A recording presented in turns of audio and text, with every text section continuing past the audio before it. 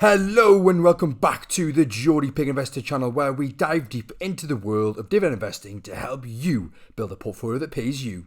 In today's video, I'm breaking down all the stocks I bought and sold throughout January. It was a quieter month, but I still managed to add to a few of my holdings. I'm excited to walk you through everything, and as always, I'd love to hear your thoughts in the comments below. Before I run through all of this month's buys and sells, I quickly want to mention that Trading212 currently has a great sign-up offer available. If you use my link in the description down below to join, you'll receive a free share worth up to £100, completely free, no strings attached. Just sign up and you're eligible. This offer is only available for a limited time, so if you're considering starting your investing journey with Trading212, now is the perfect opportunity to get started. Anyways, let's now take a closer look at the stocks I sold in the month of January. So this month, I actually didn't sell any stocks, and that was intentional.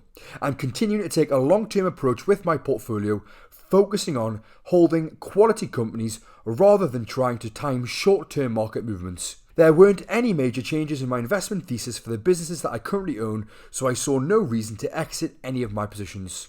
Sometimes the best move is simply to stay patient, let the companies execute, and allow compounding to do the heavy lifting.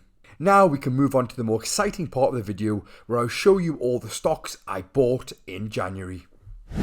January was another quieter month for investing, not by choice, but simply because I don't have much of my ISA allowance left. I actually have around £400 left in my ISA until April, then I'm going to be really grateful to see it reset so I can start chipping away aggressively at that £20,000 yearly limit. I've managed to max out my ISA for the past couple of years, and my goal is to continue doing so until I have at least £100,000 across all of my ISA accounts.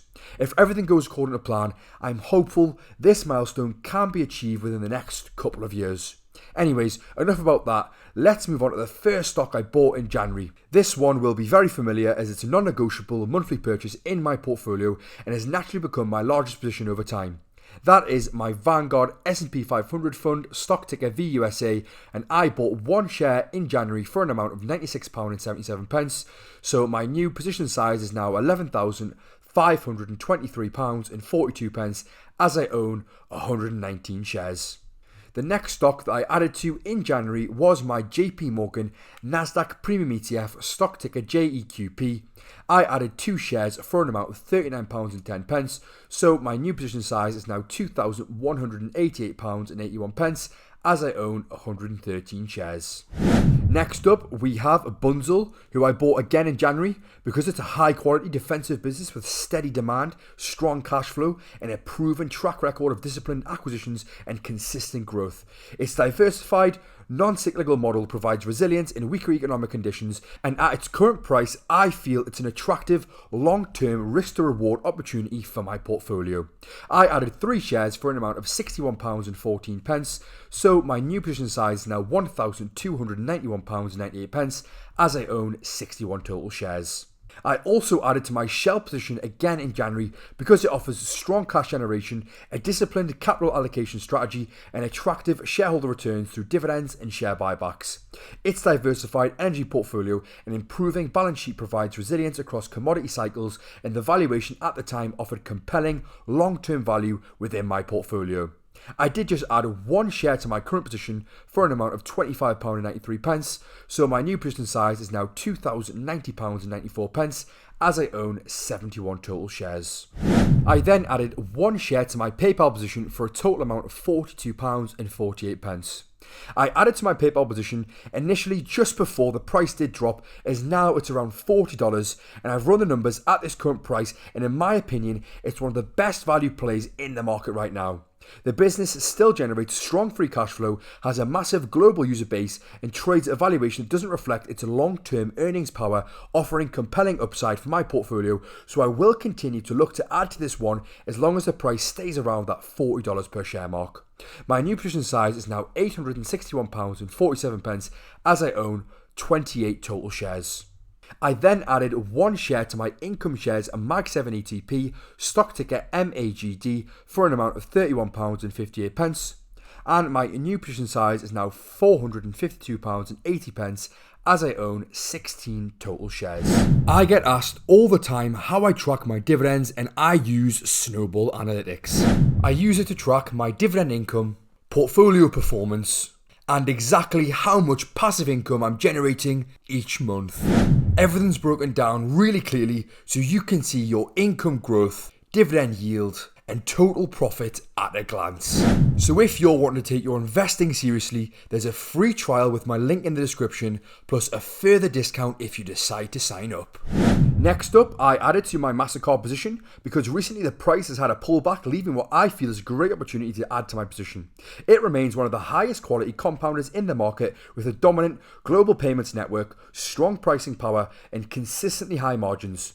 As digital payments continue to grow worldwide, MasterCard is well positioned to benefit from long-term trends, and adding to my position strengthens my exposure to a business with durable competitive advantages and strong earnings growth potential. I added just 0.1 shares for an amount of £39.89, which now brings my new position size to £1,269.31 as I own 3.3 shares. Next up, I added 3 shares to my Vici Properties position for a total amount of £61.69, so my new position size is now £2,830.41 as I own 128 shares. The penultimate stock that I added to in January was Visa, where I added 0.2 shares for an amount of £48.45, so my new position size is now £2,175.81 as I own 9.2 total shares. I have a very similar outlook on Visa as I do with MasterCard, and I am also very happy to start re-adding to my position at its current price after a pullback in recent months. And the final stock that I did add to my portfolio in January is actually a new stock, and that is the VanEck and Morningstar Developed Market Dividend Leaders, stock ticker TDGB. I added this one to my portfolio because it adds instant diversification and income to my portfolio. If you haven't seen my Investing 2026 plan video, I go into more detail there, but basically this is a fantastic dividend ETF that I plan to build into a core holding alongside VUSA and JGGI, giving my portfolio steady income and broader global exposure. So overall, I ended up buying just over £500 worth of stocks, and most of that came from cash that I added to the portfolio, but there was a good portion that came from reinvested dividends I received during the month, and each month this number continues to grow. If you'd like to know which stocks paid me a dividend in January, then please click the link at the end of this video. Looking ahead, my priority is to strengthen and build on my current positions and start to expand into some more growth-focused positions. I am only 25 years old, and I feel that my current portfolio is slightly too defensive, so I'm going to start branching out into more growth-focused stocks from next month. With that in mind, this is now a good time to outline my key objectives for 2026 and see how I'm getting on so far. In this part of the video, I want to walk you through my 2026 stocks and shares ISA investing strategy. It's still a simple approach, but I always find it powerful to clearly define my goals and put numbers against them. Writing them down keeps me accountable, and reviewing them regularly makes sure I'm still aligned with what I'm trying to achieve. The first objective for 2026 is to continually add money every single payday, paying myself first by automatically investing into my ISA.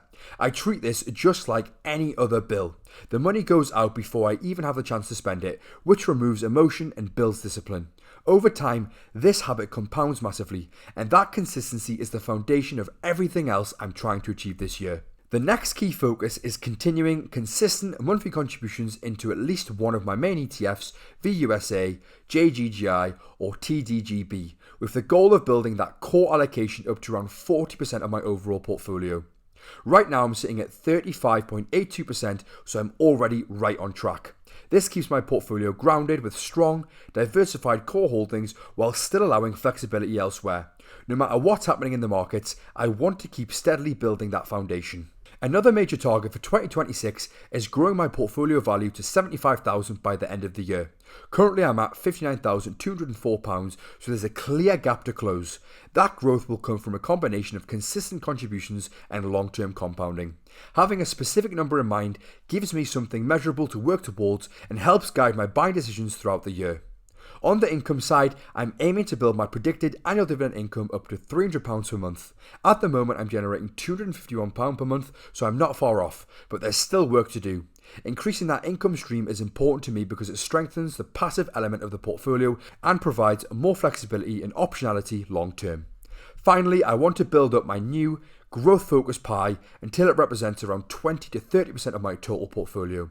This gives me a defined allocation target so I don't overexpose myself while still allowing me to lean into higher growth opportunities. It's about creating balance, maintaining strong core ETFs, growing dividend income, and steadily increasing exposure to growth assets in a controlled way. You're going to be able to see this more clearly next month, so make sure to look out for my buys and sells video in February. And with that, it wraps up this month's buys and sells. If you found value in this breakdown, be sure to hit that like button and subscribe for more investing insights every month. Drop a comment if you made any interesting moves yourself. I'd love to hear what you've been buying or selling. Thanks for watching, and until next time, keep compounding and stay patient in the market because your future self will thank you. For now, this is the Geordie Pig Investor. Over and out. Most people think dividends are slow and boring, but last month my portfolio paid me more than I expected and it changed how I think about income. Click the screen now to see exactly how much I made in dividends and where every single pound came from.